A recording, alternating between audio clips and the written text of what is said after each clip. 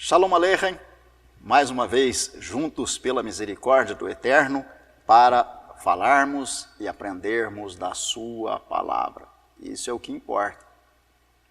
No momento que você está agora almoçando, jantando, tomando café, que você possa compartilhar da sua companhia conosco, no melhor de todos os alimentos, que é o conhecimento da palavra de Deus.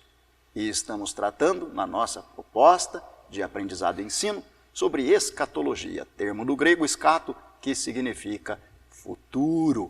Então, tendo ciência do nosso presente e sabendo do que nos aguarda o futuro, de acordo com a palavra de Deus nos seus escritos e no testemunho dos apóstolos, porque nos diz o apóstolo que estamos edificados sobre o fundamento deles e dos profetas, tendo Yeshua como pedra angular, a nossa esperança se confirma para o Olam Rabá.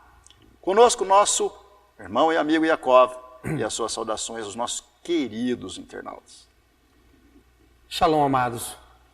Eu agradeço ao Eterno por mais esse privilégio, por mais essa oportunidade, esse grande privilégio de estar aqui ao lado do meu irmão Abiezer, aprendendo dele também, vários assuntos concernentes à nossa salvação, ao nosso futuro, porque como nós temos prometido a vocês, será um curso da qual nós vamos discursar desde o livro de Bereshit até o livro chamado de Apocalipse ou Revelação.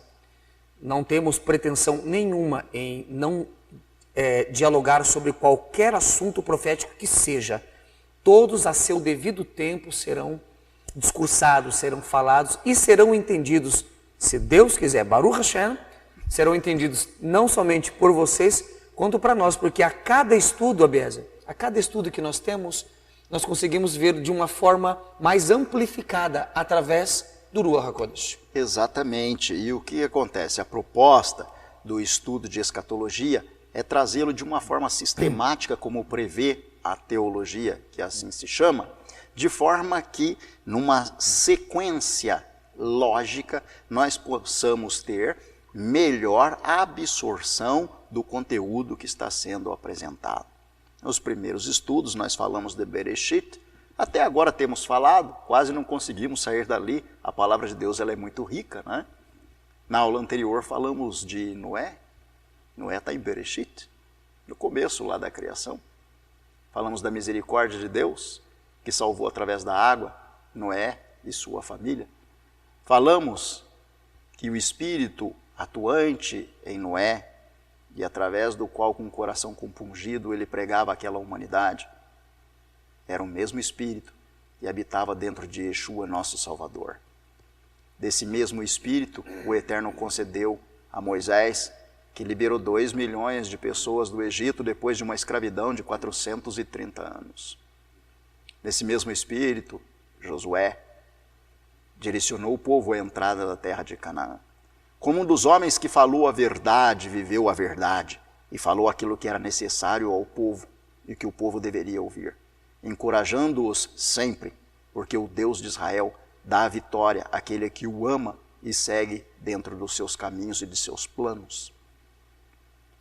João Batista anunciou a respeito de Yeshua e veio no espírito de um profeta que defendeu o Deus de Israel e se chama Elias. Quando nos dias de João Batista o viam, perguntavam a ele: você é Elias? E ele disse: não sou eu. Mas o espírito de Elias estava dentro daquele homem, anunciando o Mashiach. E dele, dizia João Batista, não sou digno de desatar as alparcas.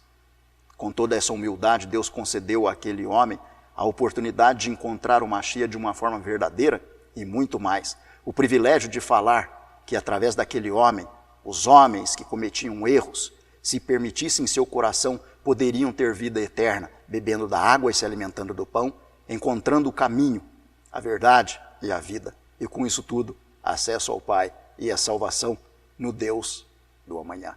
Isso é escatologia. E nós falamos na aula passada um pouco disso, e o livro de Hebreus fala a respeito de Noé. Hebreus capítulo 11, verso 7 nos diz o seguinte: Pela fé, Noé, divinamente avisado das coisas que ainda não se viam, temeu e para a salvação da sua família preparou a arca, pela qual condenou o mundo e foi feito herdeiro da justiça, que é segundo a fé. Está vendo? A justiça é segundo a fé, sempre foi. É necessário crer para que a justiça possa se tornar real no seu coração. E a citação de Hebreus nos fala desse homem, Noé, batalhador, que creu verdadeiramente na palavra do Eterno e anunciou conforme determinado o meio de salvação através das águas. Aquela geração não ouviu, mas Noé fez, porque o espírito que estava em Noé era do mesmo espírito que habitava no coração de Yeshua, no coração de João, no coração de Moshe, no coração de Josué. Interessante que quem estuda a profecia, desculpa te cortando, que é interessante, pela fé, Noé, divinamente avisado das coisas que ainda não se viam, temeu. Temeu. Então, aqueles que estudam a escatologia, muitas das vezes temem o futuro, o que está no porvir. Exato. E o livro de Eclesiastes, escrito por um homem muito sábio, chamado Salomão, exatamente, diz: o temor do Senhor é o princípio da sabedoria. Ou seja, não só começa a sabedoria, mas é uma premissa, temer a Deus, porque o temor a Deus e a sua verdade é o que vai condicionar a você e te colocar dentro de uma necessidade vislumbrada pelo Eterno para o encontro com a salvação. E daí o homem que percebeu isso, que recebeu divinamente, temeu, depois ele prepara para quem? E para a salvação da sua família. Exato. Ele temeu por ele, temeu pela família dele, para aqueles que estão próximos, para aqueles que ele ama. E assumiu essa responsabilidade. Isso é muito importante. O apóstolo Paulo, ele fala assim: se você tem um marido descrente, não deixe, porque o marido é santificado pela mulher. E aí fala a respeito do casal quando ambos servem a Deus, ou quando não servem. Na condição de servir a Deus, os filhos, quando dentro da sua inocência, são considerados salvos por Deus e por sua misericórdia. Mas a partir do momento que não se serve a Deus, diz o apóstolo Paulo, seus filhos são imundos.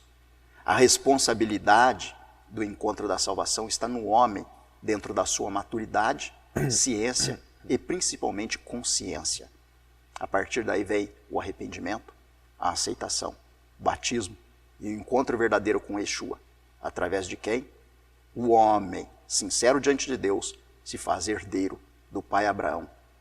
E conforme todas as promessas feitas a ele, aguarda nessa esperança. Verso 13 diz o quê? De Hebreus 11. Posso falar um pouquinho só antes do verso 13? Porque vai dizer no verso 5, que pela fé Enoque foi transladado para não ver a morte. E não foi achado porque Deus os transladara, visto como antes da sua transladação alcançou o testemunho de que agradara a Deus. Então, Enoque, Abel, Caim, Abraão, todos estão citados no contexto de Hebreus 11. Então, Hebreus 13 vai dizer o seguinte: todos estes morreram na fé, sem terem recebido as promessas, mas vendo-as de longe e crendo-as e abraçando-as, confessaram que eram estrangeiros e peregrinos na terra. Agora você veja bem, então Noé recebeu a promessa? Não.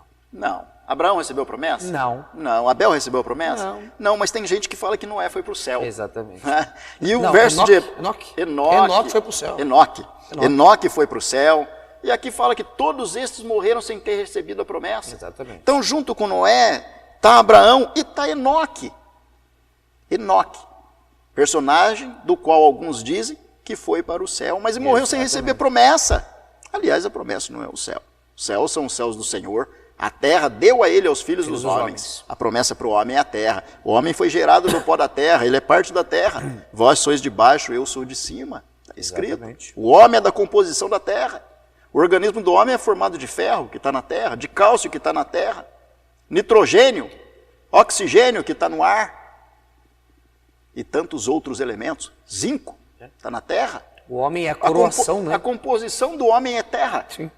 E Deus formou do planeta que ele criou, tirou dali e fez o ser que ele mais ama e por ele entregou Yeshua. E, então, todos estes morreram na fé, Noé inclusive. Agora, o verso 39 diz o quê? Verso 39 da mesma carta de Hebreus. Da mesma carta de Hebreus 11. E todos estes, tendo tido testemunho pela fé, não alcançaram a promessa, Por quê? provendo o Eterno alguma coisa melhor a nosso respeito, para que eles, sem nós, não fossem aperfeiçoados. Então aqueles homens aguardavam por quem? Por nós. Por nós. Não era o tempo. E o que é esse Não era o aperfeiçoado? Aperfeiçoado no momento, sem nós, olha, provendo Deus alguma coisa melhor a nosso respeito, para que sem nós não fosse aperfeiçoado. Ou seja, a partir do momento que o contexto de salvação, a promessa de salvação e aquilo que nós podemos contribuir para o mundo vigente que está vivo, seja uma realidade, se aproxima o tempo em que esses homens vão alcançar a promessa. Então está condicionado a uma situação futura, essa situação é a nossa atual, para que todos estes heróis da fé, assim chamados, possam receber a promessa da vida eterna. Exatamente. Sem nós, Deus, na verdade Deus esperou por nós, para daí conceder o direito a esses homens o que vai ocorrer na volta de Yeshua. Nisso concordam as palavras de Shaul Hachalier, quando disse que o endurecimento vem em parte por Israel, até que a plenitude dos gentios haja entrado, para que daí, juntamente com os heróis da fé, sejamos todos aperfeiçoados, em corpos incorruptíveis e outros deixaremos para falar isso mais para frente na parte da escatologia. Exatamente, quando estudarmos mais, com maior profundidade, maior amplitude sobre o reino do Mashiach. E nisso também, o texto que apareceu aí, né? Esse texto de Hebreus 11 não estava na programação para a gente falar, então apareceu Hebreus 9, 27, mas vai corroborar a esse pensamento de Hebreus 11, porque vai dizer o seguinte, Hebreus 9, 27, na transparência. E como aos homens está ordenado morrerem uma vez, vindo depois disso o juízo. Então, os homens morrem quantas vezes? Uma só vez. Depois disso o que tem? Vem o juízo. Juízo, ou para a vida eterna, ou para a condenação. Por isso, Apocalipse capítulo 20 já define que é bem-aventurado. Verso 5º, bem-aventurado e santo que tem parte na primeira ressurreição. Sobre estes não tem poder a segunda morte, mas serão sacerdotes de Deus e de Cristo e reinarão com ele 1000 anos. Os outros mortos, somente após o reino milenar. Que a nossa oportunidade seja a concessão do privilégio de estarmos na ressurreição pela volta de Yeshua. Porque depois da morte, quando perece o pensamento do homem, quando parte nenhuma se tem debaixo do que se faz, debaixo do sol que se faz aqui na terra, a expectativa que aguarda aquele que dorme em Deus é a vida através da primeira ressurreição, num corpo transformado, incorruptível, para que, aí sim, junto de Yeshua, possamos administrar num reino de paz. Quer dizer alguma coisa? Quero sim, quero que você diga. Faz uma retrospectiva profética, tá? Sobre esse... E como os homens estão ordenados a morrerem uma vez, vindo depois disso o juízo, é um paralelo da aula passada, dos espíritos em prisão.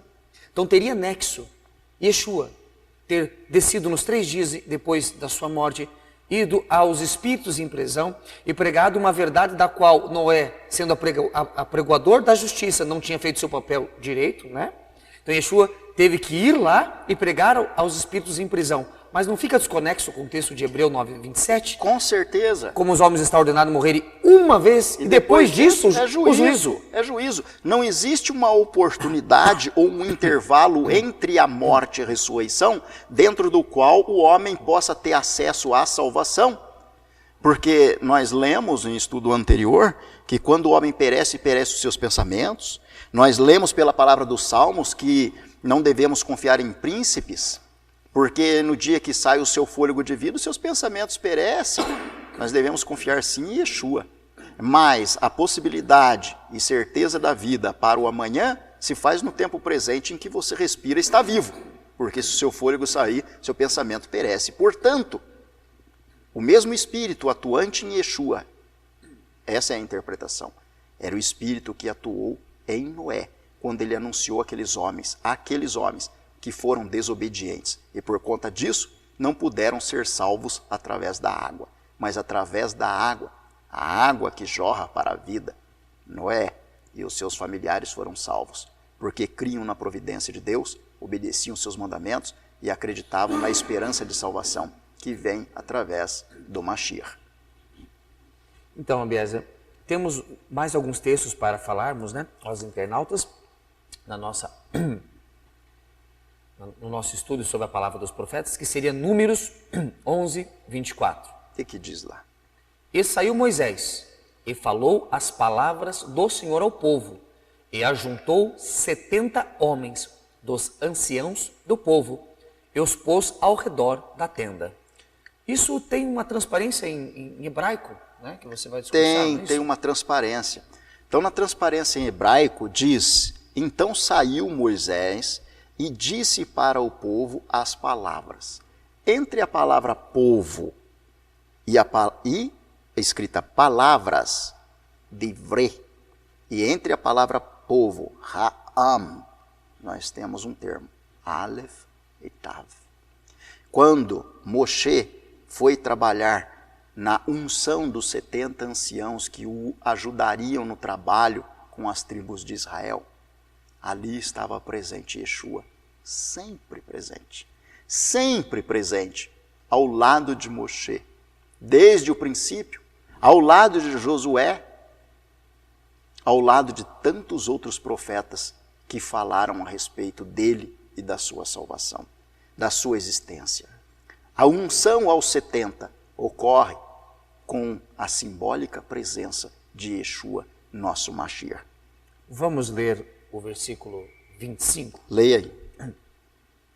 Então, o Senhor desceu na nuvem. Ele falou, e tirando do espírito que estava sobre ele, o pôs sobre aqueles 70 anciãos. E aconteceu que quando o espírito repousou sobre eles, profetizaram, mas depois nunca mais. Então, o que você conclui desse verso? Conclui-se que para falar de profecia é somente com a inserção do espírito, do Ruach. Porque o verso mesmo, ele responde, né? E aconteceu que quando o Espírito repousou sobre eles, profetizaram, mas depois nunca mais. A Brit Hadashah vai dizer que os santos homens de Deus falaram das palavras de Deus porque tinham inspiração divina. Essa inspiração divina é o Ruach. É o Ruach, que atua dentro de nós e a nossa boca se abre e fala dos mistérios de Deus. Não mistério como uma coisa que nunca foi revelada, mas nos dias atuais, o mistério da palavra de Deus, porque tem muitas coisas que estamos trazendo nos dias de hoje que para as pessoas é mistério, não que verdadeiramente seja mistério. É por isso que está escrito, Deus nada faz sem antes revelar aos seus servos os profetas. Exatamente. Então existe revelação para quem é profeta, né? Isso é muito interessante. O fator interessante é que Deus tomou do espírito que estava sobre Moisés. Sobre Moisés. Ou seja, Deus toma de um espírito, do seu poder que age no coração de um homem que liberta 2 milhões de pessoas e reconhecidamente com quem Deus falava, está escrito cara a cara, ou seja, diretamente, Deus toma do espírito desse homem para colocar sobre 70. Então, quando o espírito repousa sobre eles, eles profetizam. E o que isso significa? A unção do poder de Deus deriva de alguém que já o tem, e nesse caso é Moisés. Exatamente. Mas não foi só no caso dos 70, tem um outro texto de Números 27, é o último verso que está aí, Números 27, verso 18, o que está escrito lá em relação a Josué? Vamos lá. Então disse o Senhor a Moshe, toma a Josué, filho de Num, homem em que há o Espírito, e impõe a tua mão sobre ele. Olha aí, então, Josué era um homem dedicado, seguidor de Moisés, respeitava o seu líder, amava o seu líder, entendia o trabalho que tinha Moisés e o fardo que ele carregava, levando sobre os seus ombros as pedras que representam o povo de Israel. Não era algodão, era pedra. Você já parou para pensar nisso? Porque pedra pesa, algodão é leve. E um servo de Deus tem que carregar pedra. E as pedras eram 12, não eram uma nem duas, eram todas as tribos de Israel. E Deus reconhecia o trabalho de Moisés. E em Moisés estava do seu espírito. O mesmo espírito que estava em Yeshua, que atuou em Noé, estava em Moisés, concedido por Deus. E desse espírito, ao chamar Moisés, Josué, o que Moisés fez? E quem disse para Moisés fazer aquilo? Deus disse. E disse Deus a Moisés, diz o verso. Toma Josué. Toma a Josué, filho Que de aí o nome de Josué não está Joshua mais, está Joshua traduzido do inglês, mas aí já está Yehoshua. Aí está Yehoshua. E o curioso é que nesse texto, quando fala lá, e disse o Eterno a Moisés, toma com você, Josué, filho de Num, um homem em quem há o Espírito, e coloca sua mão. Entre a palavra coloca e sua mão, tem 2 letras hebraicas. De novo. De novo. O que era para colocar na cabeça de Josué? Yeshua. Tá a palavra, veja no original, Números 27, 18. And lay, diz em inglês, and lay your hand. No hebraico. Vasa matá et yadecha. O princípio e o fim. Então, princípio e o fim, o Aleph e o Tav, entre colocar a mão e a cabeça de Josué, naquele meio tinha uma interface, um intermediador, era Yeshua, o Aleph e o Tav. Desde o princípio a unção vem através dele. Por isso Yeshua, não me estranha Yeshua falar no livro de João, eu não vou deixar vocês órfãos, vocês estão preocupados porque vão ficar sem a minha presença física, eu estou sempre com vocês, vocês vão sentir saudade, acham que vão estar sem direcionamento. Eu vou rogar ao Pai para que Ele, em meu nome, não diferente, tem que ser no meu nome, encaminhe outro Consolador, que estará convosco para sempre. E este Consolador vos fará lembrar do quê? De tudo quanto vos tenho dito. Então, para lembrar do que Yeshua diz, é somente através do quê? Ruach HaKodesh, senão você esquece. Exatamente. E este Ruach HaKodesh estava manifesto no momento em que Moisés ungiu 70 anciãos de Israel. No momento em que ele conferiu a Josué o direito e autoridade de conduzir o povo até a terra de Canaã, ali estava presente Ruach HaKodesh, na representação de Yeshua, nosso Mashiach, conforme está no original de Números 27, 18, no hebraico. E é interessante que Moisés é dito dele que ele é o maior de todos os profetas, né? Sim. Não é verdade? E o que ele fala a respeito do Mashiach? Um profeta semelhante a mim se levantará no meio de vós. Ou seja, ele tinha um ruach. Então ele conseguiu enxergar que do meio do povo de Israel viria Mashiach. Sim. E seria semelhante a ele. Porque falar de profecia tem que ter inspiração divina, tem que ter o Ruach HaKodesh. E Moshe tinha. Tinha para ele, e o espírito dele era tão excelente que dele foi compartilhado com 70 anciãos, né? Mas o espírito dele diminuiu? Não. Era um espírito excelente. Exatamente. E desse espírito excelente, que é aqui, ó, Josué filho de Num, homem que há o espírito. Então Josué já tinha o espírito. Sim. Então por que impor a mão sobre ele? Para reconhecimento de autoridade. De autoridade. Então não Para é que ele tivesse direito de exercer a autoridade que era concedido ao líder que se chamava Moisés. Exato. E isso é semihá, né? Dentro do judaísmo, né? A palavra hebraica. E isso que Paulo fazia com aqueles que ele ia ordenar. Aqueles que iam receber também o Ruach HaKodesh, colocava ali sob as mãos e ali recebia o Ruach HaKodesh. Exatamente. Tinha uma interface. Exato. Também tinha uma mediação. E um processo hierárquico. Para o qual deve sempre existir o respeito. Dito isto, a situação agora é a quinta aula. É a quinta aula, né? É a quinta aula, É a né? quinta aula agora. A quinta aula que nós queremos discutir fala a respeito da guerra. Fala a respeito do que antecede a vinda prometida de Yeshua para um mundo de equidade, para um mundo de equivalência, para um mundo de justiça.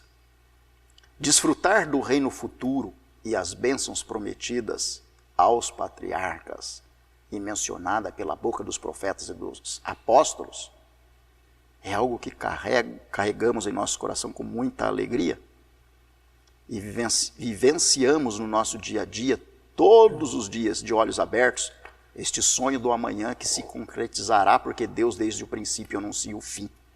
Agora, antecedendo a volta de Yeshua, existe uma batalha, a qual chamamos Batalha do Armagedon. Porque o coração do homem é mau desde a sua meninice. Porque o homem destrói a terra por conta da sua transgressão, desobediência à Torá e falta de desejo de se alimentar do pão que representa Yeshua. Antes do processo de redenção final,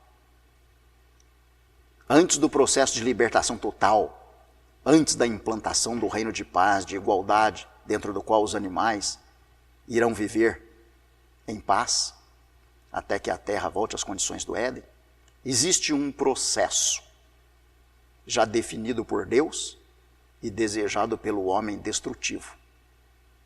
A batalha do Armagedon. Naquelas figurinhas que eu te deixei lá, quero que tenha uma figurinha de bichinho lá, eu vou falar um pouco. Quem de vocês aí, internauta, para a gente iniciar, gosta de baratas? Está nas imagens lá. Quem gosta de barata? Ninguém gosta. E quando você vê uma barata, você não se sente lá, não se sente aquela vontade de ir lá e dar um pisão naquela casca lustrosa e matar aquele inseto nojento? A grande maioria tem esse desejo. Por que será isso? A barata, ela come matéria em decomposição. A barata sobrevive sem cabeça por algumas semanas. A barata tem genes, poucos na verdade, que são sujeitos à mutação. A barata resiste à radiação 20 vezes mais que um homem adulto. E 90% das espécies de animais existentes no planeta, existentes aí em nosso planeta, são formados de insetos. Uma outra coisa, a barata se esconde melhor que o homem. Será que por conta disso, com medo de que a barata domine o mundo de amanhã, você se sente impelido em chegar e pisar naquela casca lustrosa e destruir um animal, um inseto, do qual você pensa, você não vai me dominar, nem agora e nem no amanhã? Porque as baratas resistem à radioatividade. A mosca da fruta resiste mais, mas a barata também resiste. Existe um destempero no ser humano e uma ansiedade dentro do coração daquele que não serve a Deus para se tornar o ser mais destrutivo possível. E falando a respeito disso, Einstein trocava cartas com Freud e discutia em seus termos longos a diferença entre Eros e Thanatos, amor e ódio. O homem é belicoso. O homem desenvolve armamentos de destruição, quer seja de um número pequeno de povo a uma massa, desde o princípio da humanidade, a partir do momento em que pecado existiu. A Torá fala de guerras, os profetas falam de guerras, os apóstolos falam de guerras, Apocalipse fala de guerra. O homem tem uma natureza belicosa. O homem trabalha para a destruição do planeta quando não se interessa pelo conhecimento e obediência da palavra de Deus. Relatos mais próximos da batalha do Armagedon e os efeitos destrutivos do homem passaram a se tornar mais visíveis a partir do final da Segunda Guerra Mundial. Tem a imagem ali da barata? Pode colocar lá? Estamos trabalhando para isso. Será que ele puxou essa imagem? Puxou, né? Então tá ali, olha lá. Quem é que não sente vontade de pisar naquelas casquinhas, estourar lá aquelas casquinhas lá, ao invés de estar no meio daqueles bichinhos, né? Pois é, mas eles resistem à radioatividade 20 vezes mais que o homem, pode sobreviver sem cabeça algumas semanas e vive sempre escondido. Você não acha barata facilmente. É verdade. Mas quando você encontra um bunker, aí você abre, ela sai dali. Tá, esperta, né? Com certeza. Além de ser, de se proteger mais que o homem e ser mais resistente à radioatividade, elas se escondem ainda. Um bunker, né? Um abrigo fabricado propriamente, né? Com a finalidade de resistir... Subterrâneo, com a capacidade de resistir bombas. E aí, a partir de 1945, no final da Segunda Guerra, o homem começa a desenvolver artefatos capazes de destruir cada vez mais a humanidade e tudo o que Deus criara através de Yeshua. 1945, 6 de agosto. Depois de um ataque do povo japonês a uma base Pearl Harbor, no Havaí. Os Estados Unidos decidem testar sobre a humanidade um artefato para se vislumbrar com seu poder destrutivo. E lança em 6 de agosto de 1945 sobre a cidade de Hiroshima a bomba que se chama Little Boy. Little Boy. Então, Little Boy ou Little Boy, uma bomba nuclear menininho, é essa que você vê aí na tela. Foi lançado sobre Hiroshima em 6 de agosto de 1945 e foi lançada de um quadrimotor B-29 pilotado por Paul Tibbets. Aquele quadrimotor recebeu o nome de Enola Gay. O homem que sobrevoou aquela cidade dizia alguns dias depois que nunca mais o faria, porque foi a primeira vez que o cogumelo brilhou sobre a cabeça da humanidade. E no momento em que explodiu essa bomba de 15 mil toneladas de TNT, a sua capacidade destrutiva, instantaneamente 70 mil japoneses morreram. E outros tantos ao seu redor, outros 70 mil. Fora aqueles que morreram posteriormente por conta do efeito radioativo e do cogumelo que se dissipou entre as nuvens. Quando a chuva caía, trazia à terra as partículas radioativas que penetravam o lençol freático. O lençol freático trazia as ervas e os alimentos à existência, o homem se alimentava dele e naqueles alimentos existia radioatividade. O animal se alimentava da erva, o homem se alimentava da carne e morria porque as suas células se deterioravam e o seu DNA se via em distúrbio. A capacidade destrutiva do homem é algo inimaginável. Inimaginável. Aquela bomba, como eu disse, carregava 15 mil toneladas de explosivo. E ela não pesava tudo isso. A capacidade de explosivo carregada por aquela bomba era pouco mais de 6 quilos. Posteriormente, 3 dias depois, quando o Japão já estava por vias secretas anunciando a sua rendição, os Estados Unidos não se conteve e o quadrimotor B-29, aí pilotado por outro piloto, Charles Cheney, lançava sobre a cidade de Nagasaki a bomba chamada Fat Boy, ou menino gordo, ou homem gordo, ou Fat Man. Você achou uma bomba amarela, que ela está aí na ilustração, junto com a outra aqui. Ah, tá. Então as duas juntas. Isso. Então aí, na imagem, você tem a Little Boy, e a outra, é claro, bem fácil de visualizar, o homem gordo, aquela amarelinha. A bomba amarela lançada em 9 de agosto de 1945 sobre a cidade de Nagasaki. Ela pesava 4.500 quilos aproximadamente e carregava plutônio 239. A Little Boy carregava urânio enriquecido. E a carga explosiva dessa bomba Fat Boy, essa amarela que você vê na imagem, 6,4 quilos. Mas o poder destrutivo, 21 mil quilos, 21 mil toneladas de TNT, a capacidade explosiva. 21 mil toneladas, 1 tonelada já é 1.000 quilos. Agora você tem 21 mil toneladas de TNT. Essa bomba ela explodiu a mais ou menos 500, 550 metros de altura, matando, assim como matou a bomba Little Boy. O homem fez o armamento atômico para ser utilizado, não se engane você. E a Escritura fala a respeito disso. Fala dos efeitos catastróficos da bomba nuclear. Sabe o que é curioso? Em 9 de agosto, a bomba era para ser lançada numa outra cidade japonesa. E naquele momento em que se pilotava o avião B-29, a cidade estava coberta por nuvens. Isso fez com que o piloto errasse o alvo por alguns metros. E quando ele lançou sobre a cidade de Nagasaki, poupou a vida de 1.300 americanos que estavam presos no Japão. Aí você tem o efeito, você pode ver a cidade antes da bomba cair, na ilustração, antes da bomba cair, e na sequência você tem a cidade do efeito da bomba depois da cidade. Onde estão os prédios? Sumiram? Todos, não tem vida. Isso foi o que aconteceu com o povo japonês. O deslocamento do ar da bomba, ele é tão forte que ele desintegra, ele dizima em frações de segundo. Isso. As pessoas em relação a essas bombas, que estão num raio de 10 quilômetros, sofrem queimaduras de terceiro grau instantaneamente. O deslocamento de ar destrói concreto e ferro. Por isso a cidade ficou dessa forma, Hiroshima e Nagasaki.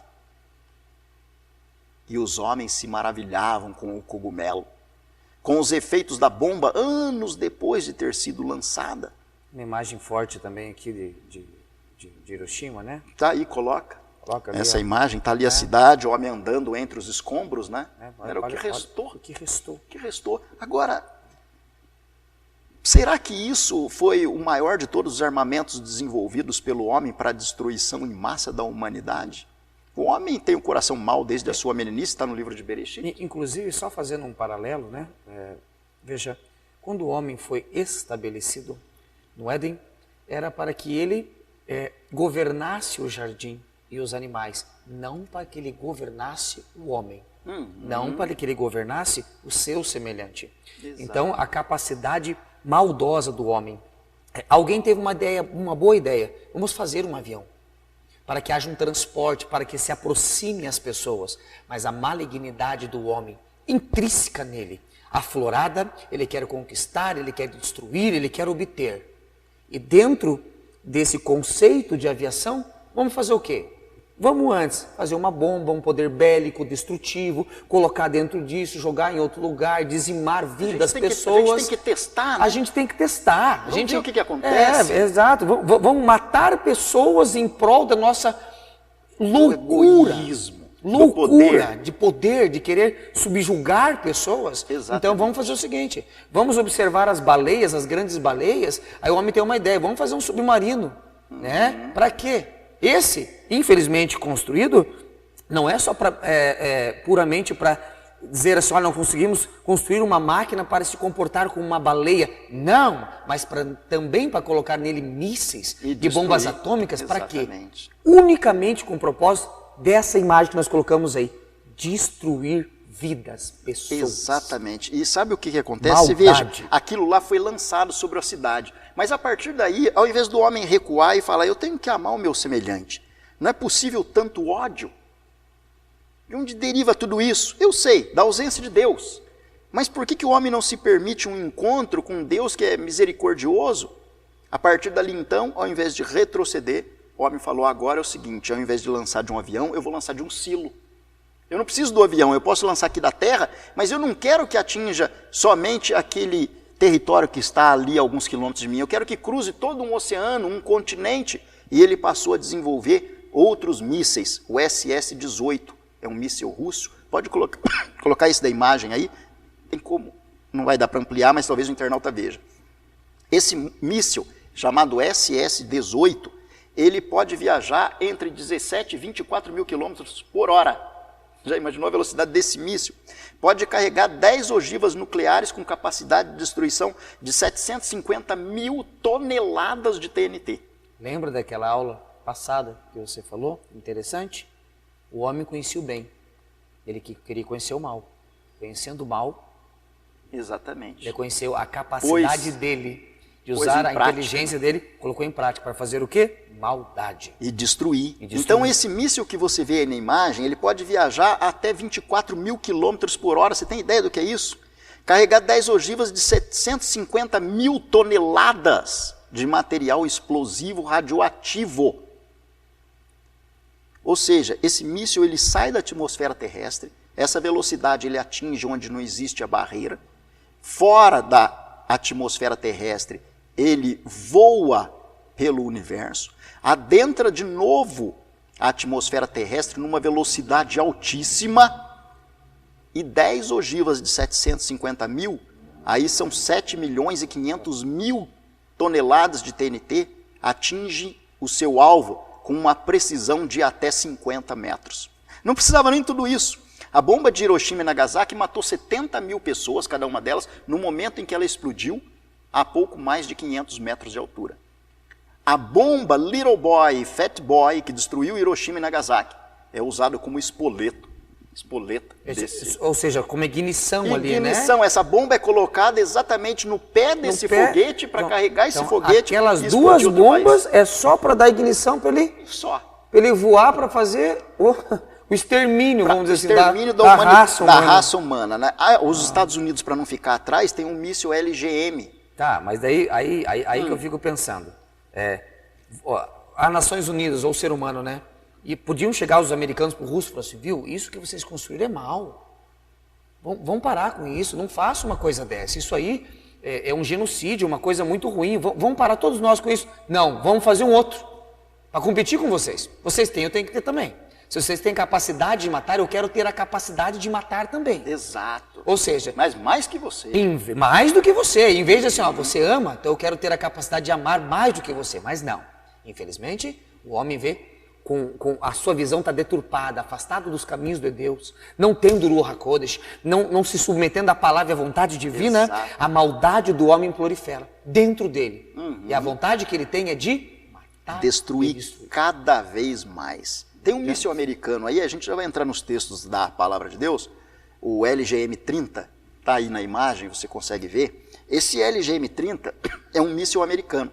Ele viaja a velocidade de 7 km num segundo. Tá? Não dá para pôr. Isso. Esse míssil viaja a velocidade de 7 km em um segundo. Você diz, ele já foi, já voltou, percorreu 7 km. Velocidade de 24 mil km por hora. Carrega até 2 milhões de toneladas de TNT em suas ogivas, que podem ser até 3, ou seja, 6 milhões de toneladas de material explosivo. E viaja a 24 mil quilômetros por hora.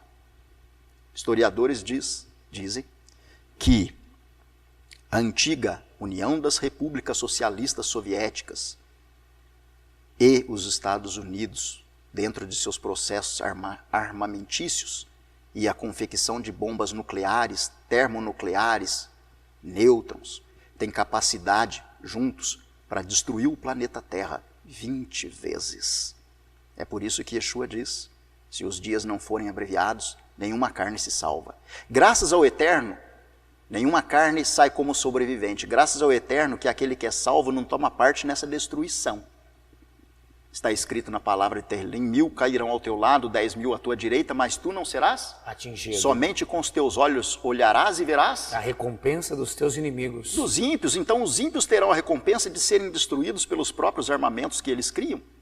Mas aquele que serve ao Eterno vai ver 11.000 caindo ao seu lado e ele não vai ser atingido. Esse é o salvo, através da água, como Noé, que entrou na arca com a sua família. A destruição que aguarda o mundo de amanhã, ela é iminente, ela é prometida e ela é certa. Mas tem uma esperança. O melhor de tudo é que tem meio de alcançar algo que se chama vida. Este meio é Yeshua. Coloca a sua imagem do cogumelo ali rapidinho. Cogumelo? Vamos lá, põe o cogumelo. Esse cogumelo que você vai verificar na imagem, no momento que a bomba explode, ela reúne parte daquilo que ela destrói sobre a Terra neste cogumelo. Tá? Não é só o efeito da bomba, o conglomerado de tudo que está destruído. Isso se tornou solúvel a partir da destruição da bomba, se concentra e sobe nesta nuvem radioativa formando esse cogumelo. Esse cogumelo é carregado na natureza por anos, não são dias, dissipado nas nuvens que estão sobre os céus. E quando a chuva cai, os elementos radioativos caem, penetram no lençol freático. A água está contaminada. Tudo que provém da terra e que necessita da água como nutriente, passa a carregar em suas folhagens, as verduras e as frutas, elemento radioativo. O homem come e aí a sua estrutura de DNA acaba se tornando confusa, as células são deformadas e ele absorve ou passa a ter aquilo que se chama célula cancerígena. A parte disso, o animal inocente, que não tem culpa dessa transgressão e maldade do coração do homem, come a grama, e o homem vai, come a carne. O animal morre, e o homem morre. A natureza geme como dores de parto. Porque não entende. A natureza, ela não tem culpa dessa transgressão do homem, mas paga por conta da transgressão do homem. Bereshit fala, maldita é a terra por causa de ti, do suor do teu rosto comerás todos os dias da tua vida. Então a terra passou a sofrer, e toda a existência sofrer por conta da maldade do coração do homem, que passou, ao invés de criar meios para a paz, equipamentos para a destruição e para a morte. Devíamos ter colocado a transparência do cogumelo junto com um jardim bem bonito, com umas folhas frondosas, né? Porque às vezes imagem vale mais do que 1000 palavras, né? A ideia do plano divino de um jardim, de um lugar puro, tranquilo, e a ideia do homem, o desejo de conhecer o bem e o mal. Exatamente. Está com os textos abertos lá na Vamos lá. curso 5? Vamos lá. Então vamos ver se os profetas eles falam alguma coisa a respeito da guerra que está por vir.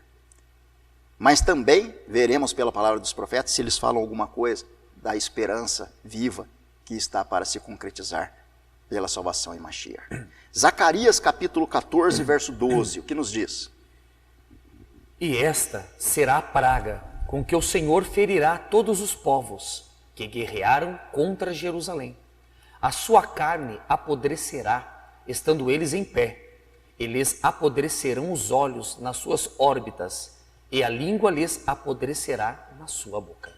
O próprio artefato usado pelo homem para punir o homem por conta do poder será aquilo do que fará uso o Senhor para mostrar ao homem que aquele não é o caminho, mas que a punição se aplica a partir do momento da desobediência. Zacarias 14 diz, esta será a praga, é chamado de praga. Praga. Né? Esta será a praga com que o Senhor ferirá aqueles que guerrearem contra a cidade amada, Jerusalém. O sinal que aponta para a volta do Mashiach é esta irritabilidade, é esta ação movida pelas nações para destruir Jerusalém. E quando as nações se reunirem para destruir Jerusalém, uma praga será derramada sobre elas. A própria praga criada não por Deus, mas pela mão dos homens que se julgaram inteligentes no desejo de destruir o ser humano. Estando eles em pé, o que vai acontecer? Estando eles em pé, eles apodrecerão os olhos nas suas órbitas, O que a faz? língua lhes apodrecerá. O que é isso? O que faz apodrecer o olho dentro da órbita, o homem estando vivo e a língua dentro da boca? E isso é o efeito radioativo. Radioativo. Daquelas bombas mais aprimoradas das quais falamos ali. Exatamente. Não das primeiras, das outras, né? Sim. E depois disso, da bomba atômica veio a bomba de nêutrons, a bomba de hidrogênio, aquela que não destrói prédio, mas mata só forma viva. Então, o profeta ele fala na linguagem dele, o homem vai estar de pé e o olho vai apodrecer dentro da órbita, apodreceu. A língua apodrece dentro da boca e o homem se desintegra. Está escrito, pegará no braço do seu companheiro e alçar-se-á o braço do seu companheiro, vai desprender, pega no braço e o braço solta, apodreceu.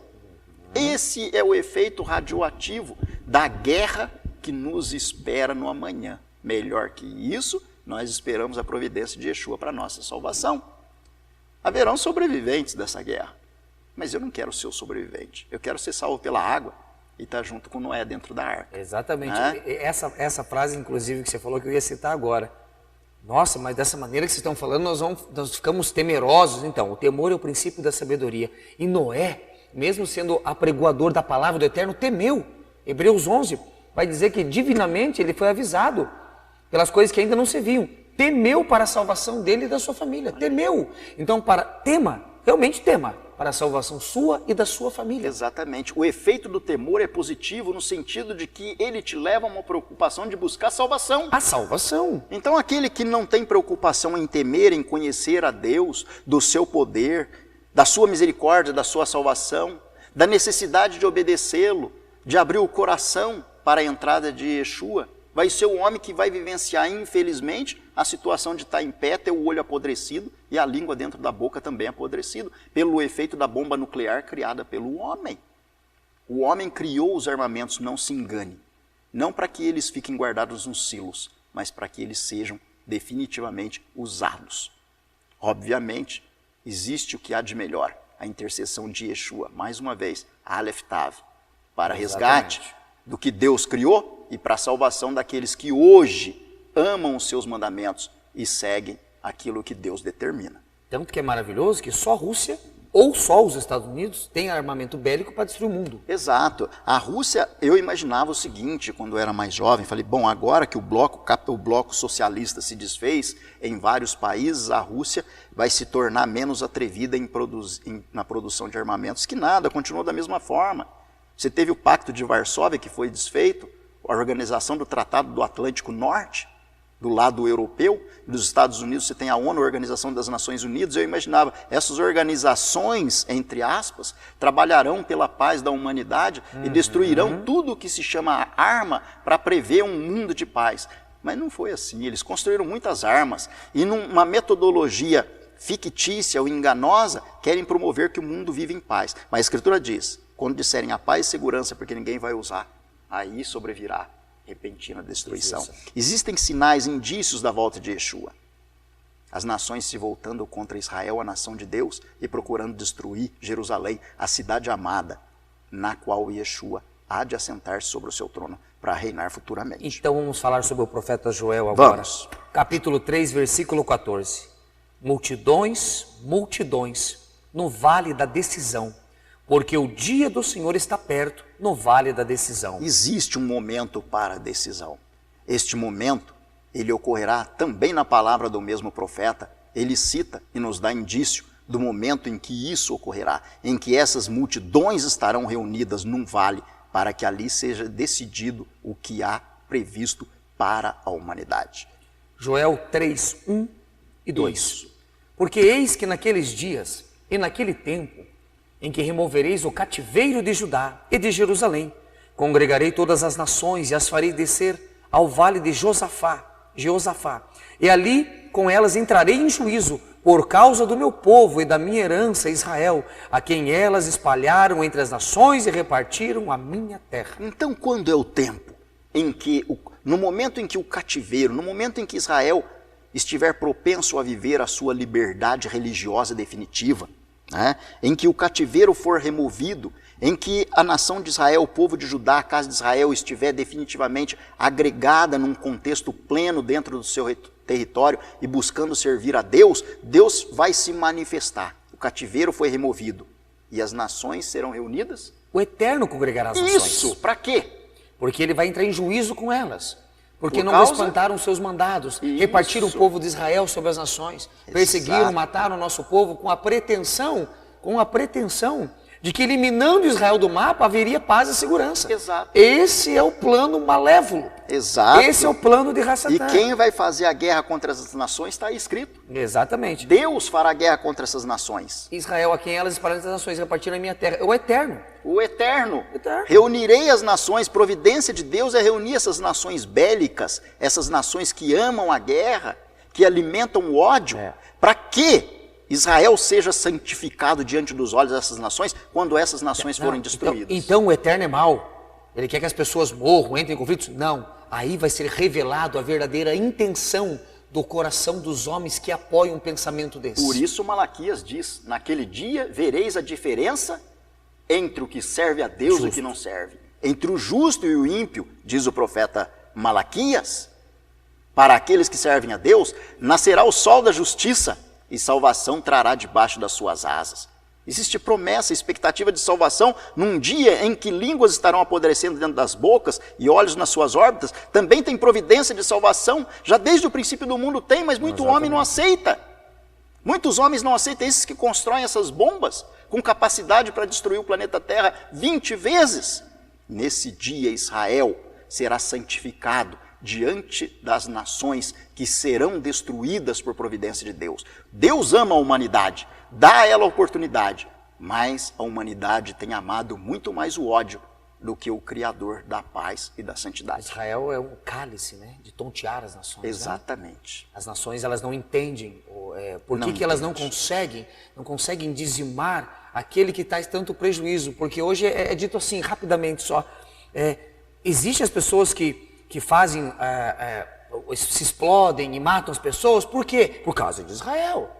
Se Israel não existir, nós não vamos fazer mais isso. Ou seja, há um plano diabólico por detrás de tudo isso. Mas haverá o dia que o Eterno congregará todas as nações no vale e ali entrará em juízo contra elas. Essas nações descerão ao vale de Josafá. Elas se reunirão no vale que se chama Jezreel, e a partir dali descerão o vale de Josafá. O vale de Josafá é um vale que está entre o Monte das Oliveiras e a Cidade Velha. Quando você sobe no Monte das Oliveiras, você vê o vale também chamado Vale do Cédron. E na sequência do vale, você tem a cidade de Deus chamada Jerusalém Velha. Nesse vale as nações estarão reunidas e ali Deus será santificado em Israel diante dos olhos das nações. Esses armamentos, não se preocupe, não destruirão o planeta Terra. Existe até hinos em algumas denominações evangélicas, se costuma ouvir: passarinhos e belas flores querem me encantar. Ó, vil terrestre esplendor. Por quê? Até o homem desacredita que esse planeta pode ser reconstruído, aí deseja a casa de Deus e fala que vai morar no céu. Mas Deus diz: o seu lugar é aqui. Israel vai ser santificado diante dos olhos das nações, e quem vai dar jeito nessa terra é você mesmo, homem que serve a Deus. Os passarinhos seguirão cantando, as flores seguirão sendo belas. Se você, antes de tudo, acreditar em você mesmo e na providência de Deus para a salvação, e procurar junto de Yeshua, num reino de equidade e de paz, onde os animais estarão vivendo numa condição não selvática, dar jeito a esse planeta. É para isso que Deus te colocou aqui. Deus colocou o homem e disse para o homem: domine sobre tudo. O homem dominava sobre tudo, optou por desobedecer e perdeu esse direito. Deus enviou o segundo Adão, homem, Yeshua, para resgatar através de Yeshua o direito de ser soberano sobre as criaturas que Deus criou. O amor de Deus é assim, mas Deus não deixará de atuar contra as nações que virão para a peleja e tentarão, através destes armamentos poderosos para o mal, destruir a humanidade, a qual Deus sempre amou, sempre amou. Mas a opção de escolha pela vida ou pela morte é algo que pertence somente ao coração do homem. A partir do momento que ele expressa sentimento por Deus e desejo pela salvação, Deus dá a ele o pão para a vida e a água que jorra para a vida eterna. Mas se o homem optar pelo mal, do mal ele colherá. A semente que se planta, da semente que se planta, desse fruto se colherá. Rapidamente, né, nós temos outros trabalhos dentro da instituição, da Sina, né, como instituição, que é o shiur de conversão.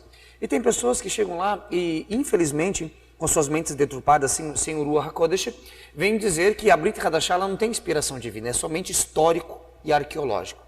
Eu discordo totalmente desse pensamento, porque o texto que nós vamos ver agora é um texto de 2 Pedro, do capítulo 3, versículo 10 e 12. Ora, Pedro vai citar aqui o que está na Torá. Ok? Os profetas falaram inspirados por Deus, e Pedro está falando inspiração o quê? Teológica, arqueológica, animal, racionalista? Lógico que não. Falava também pelo Espírito do Eterno, até porque Yeshua deu poder a eles expulsarem os demônios e fazerem tantos outros milagres e falar ao coração das pessoas. Então a Brit Hadashah, ela contém, infelizmente, por passar na mão dos romanos, certas inserções e tirado dela certas coisas. Mas isso não descredibiliza as palavras de Yeshua como a Torá viva no nosso meio e as palavras dos discípulos que viveram e tomaram da pedra espiritual. Exatamente. Então tem inspiração divina. Porque do espírito de Moshe foi dado a 70 anciães e do espírito de Yeshua, ou do espírito do Pai, se assim você preferir, foi dado aos seus discípulos. E o próprio apóstolo, de quem a gente vai ler agora o texto, falou que a profecia é como uma luz que ilumina o lugar escuro. Leia o que mais ele escreveu a respeito da ação destrutiva do homem. Mas o dia do Senhor virá como um ladrão de noite, no qual os céus passarão com grande estrondo, e os elementos ardendo se desfarão, e a terra e as obras que nela há se queimarão. Havendo, pois, de perecer todas estas coisas, que pessoas vos convencer em santo trato e piedade, aguardando e apressando-vos para a vinda do dia de Deus, em que os céus em fogo se desfarão e os elementos ardendo se fundirão? Olha só, tem tanta coisa nesse verso, cabe aqui um programa inteiro, né? Porque ele vai dizer que é o dia de quem? Então, os céus e a terra que agora existem pela mesma palavra, ele cita anteriormente, a gente não leu, vai explorar no outro programa, né? Em relação ao dilúvio, né? Ele fala pela mesma palavra, isso está reservado para um tempo de destruição. Deus sabe todas as coisas por conta da transgressão do homem, né? Aí ele diz, no verso, o dia do Senhor virá como ladrão de noite, ou seja, você não sabe qual é o dia da volta de Yeshua, você tem que estar preparado. É como a parábola das 10 virgens, 5 loucas, né? 5 loucas ou nécias e 5 prudentes. Tem que estar preparado e tem que ter óleo na sua botija. Tem que ter Ruach HaKodesh. Senão, você fica desapercebido, o noivo velho. E aí você não casa. Então, ninguém sabe o dia, né? Ninguém sabe o dia. Mais para frente será ministrado aulas de pessoas que tentaram adivinhar esses dias. Tentaram adivinhar o dia, né? E levaram pessoas à perdição. À perdição, infelizmente. E aqui diz, vem como ladrão de noite, no qual os céus passarão com grande estrondo. O que é estrondo? Barulho. Mas há quem pregue que a vinda do Senhor vai ser silenciosa. Como um trovão, como algo assim. A vinda do Senhor vai ser com barulho. Tem quem pregue que a vinda vai ser silenciosa. Está contra as palavras de Pedro, o apóstolo de Yeshua. Ele falou, vai ser com grande estrondo. E nesse grande estrondo, os elementos ardendo se desfarão. O que causa isso? Um ser humano se desfazer, estando ele em pé, tendo o olho apodrecido na órbita e língua na sua boca, o efeito dos armamentos que nós comentamos no começo do programa, que o homem cria para a sua própria destruição. A pessoa fala, mas pode ser chamas, pode ser somente chamas, tá? Mas o profeta Zacarias diz que o globo ocular apodrecendo, a língua na boca. Exatamente. Apodrecendo, só não é queimando. Exato. Os elementos ardendo vão se desfazer. E não é um só, são vários, aqui está no plural. A terra e as obras que nela há se queimarão. E aí vem a advertência, que nós devemos seguir a piedade, nós devemos buscar a santidade, nós devemos ser separados, nós devemos estar preparados, sim, para aquele dia, que é como o dia da vinda do ladrão de noite, que carrega a esperança da vida nos braços de Yeshua, que como asas com asas vem para nos proteger, diz o profeta Malaquias, que vem para nos apresentar a salvação prometida desde o livro de Bereshit, que nos diz lá que entre os céus e a terra temos Yeshua intercedendo por nós, que Yeshua é a interface, que morreu como homem, recuperou o poder perdido das mãos de Adão para entregar ao mesmo homem, salvo no futuro, no amanhã de Yeshua, o direito de exercer autoridade sobre o planeta Terra. Não se preocupe. Você pode, puxa, mas essas bombas, ó, Deus tem misericórdia de nós. Deus sempre teve misericórdia. Deus sempre concedeu oportunidade, mas é necessário decisão. As nações estarão naquele vale, multidão e multidão no vale da decisão. A sua oportunidade não tem que ficar para aquele dia, mesmo porque você nem sabe se estará vivo. A sua oportunidade é hoje, para escapar da mesma morte que aconteceu em Hiroshima e Nagasaki. Da morte que certamente virá a muitos da humanidade no futuro, quando Deus for santificado diante dos olhos de Israel, nas nações que construíram os armamentos para se matar. Exatamente. Fazendo um paralelo a isso, vamos ler Apocalipse? Lê Apocalipse para a gente encerrar, que já deu 1 hora de programa. Né? Eis que venho como ladrão, bem-aventurado aquele que vigia e guarda suas roupas, para que não ande nu e não se vejam as suas vergonhas, e os congregam no lugar que em hebreu se chama Armagedon. Armagedon, ajuntamento de tropas, né? A palavra de Deus, ela mostra que vai existir penalidade em função da desobediência. A penalidade, ela não vem no intuito de mostrar que não há esperança, mas de despertar a sua inteligência, mais que isso, despertar o seu sentimento. As nações serão reunidas no vale de Jezreel, no lugar que se chama Armagedon, que significa ajuntamento de tropas. Dali elas descerão ao vale de Josafá, que está entre o Monte das Oliveiras e a cidade antiga. E ali o Senhor vai entrar em juízo contra as nações. Naquele dia, por conta do amor de Deus, o intermediário, Cordeiro que tira o pecado do mundo, aquele que traz salvação sobre as suas asas, virá interromper a guerra para a salvação daqueles que amam a Deus e guardam os testemunhos de Yeshua, e para a oportunidade daqueles que porventura possam restar como sobreviventes. Em que grupo você quer estar? Daqueles que se rebelam? Daqueles que serão sobreviventes? Ou daqueles que têm assegurados a salvação através de Yeshua? Nosso desejo para você é que você esteja no grupo dos salvos e tenha assegurado o direito de colocar em ordem a terra que tantos homens têm destruído por conta da desobediência e do seu coração maldoso. Suas últimas palavras, meu amigo Yaakov. Você pode entrar em contato conosco através do e-mail, e que vai ser mostrado para vocês, e oportunamente nós estaremos fazendo um programa ao vivo para que você possa interagir conosco, e dessa forma a gente vai se sentir mais perto ainda.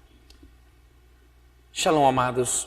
O nosso próximo programa vai ser um programa que nós vamos fazer ele ao vivo, tá? Então eu peço, por gentileza, que de todos os temas que até essa aula de hoje, né, nós temos discursado, sejam os temas em questão, aquilo que vocês têm de dúvida, sejam dentro disso, tá? Não levem para, vamos falar sobre Daniel, vamos falar sobre outros livros, não. Porque como é um estudo escatológico, então nós estamos indo devagarinho, falando sobre os conceitos, sobre as profecias, sobre aquilo que há de vir, aquilo que está acontecendo, tá bom? Porque senão fica destoante, nós vamos começar a falar de certas coisas que ainda não foram ministradas, ok? Então passo a passo nós vamos bater o nosso papo, nós vamos conversar sobre a palavra do Eterno, e para fugir do Armagedon, faça exatamente isso que está escrito também no livro de Revelação. Aconselho-te que de mim compres ouro provado no fogo, para que te enriqueças, vestes brancas para que te vistas, e colírio para que vejas. Colírio para você enxergar Yeshua, vestes brancas fazendo a sua tevilá e inserção no Mashiach, e esse ouro é a Torá. É como uma joia preciosa que temos que ter dentro da nossa mente, no nosso coração. Dessa maneira, creia, meu querido, escaparemos nós do Armagedon. Porque ainda que estivermos vivos, como no piscar de olhos, seremos transformados. Porque o Eterno proveu a nossa salvação em Yeshua, o nosso Mashiach. Até a nossa próxima aula. Shalom, shalom. Que o Eterno te abençoe. Agradecemos ao Eterno por sua infinita misericórdia e por você ter nos permitido entrar hoje em sua casa, sentar aí na sala e conversar sobre tudo o que é bom. Aprender da palavra de Deus, que representa toda a nossa existência e o motivo de respirarmos. Obrigado pela sua presença. Até a próxima oportunidade. Lehitraot.